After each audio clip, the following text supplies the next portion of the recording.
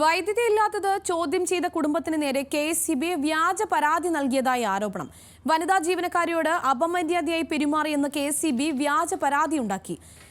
Koodaranji Koombara KSEB ഓഫീസിന് നേരെയാണ് ആരോപണം. വിവരങ്ങളുമായി കോഴിക്കോട് നിന്ന് സൂര്യ സുജി ചേരുന്നുണ്ട്. സൂര്യ, എന്താണ് ഈ ആരോപണത്തിന്റെ ഒരു പശ്ചാത്തലം? എത്രത്തോളം വാസ്തവം ഇതിലുണ്ട്?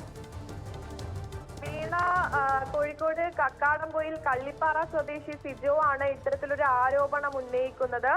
ഈ കഴിഞ്ഞ 25-ാം തീയതിയാണ് കനത്ത മഴയെ തുടർന്ന് ഈ സിജോയുടെ വീട് പരിസരമായി കൂടരഞ്ഞിയിൽ ഈ വൈദ്യുതി ലൈനിന് മുകളിൽ മരം വീഴുകയും വൈദ്യുതി പുനഃസ്ഥാപിക്കണമെന്നാവശ്യപ്പെട്ട് ഇവർ നിരന്തരമായി കെഎസ്ഇബി ഓഫീസിലേക്ക് ബന്ധപ്പെടുകയും ചെയ്തിരുന്നു.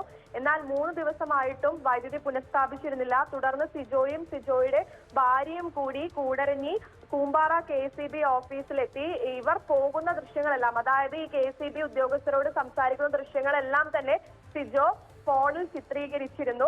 അന്ന് അതായത് ഇവർ ഉദ്യോഗസ്ഥരോട് സംസാരിച്ച് വൈദ്യുതി പുനഃസ്ഥാപിക്കാമെന്ന് ഉദ്യോഗസ്ഥർ ഉറപ്പ് നൽകിയതിനു ശേഷമാണ് ഇവർ ഓഫീസിൽ നിന്നും പുറത്തിറങ്ങിയത്.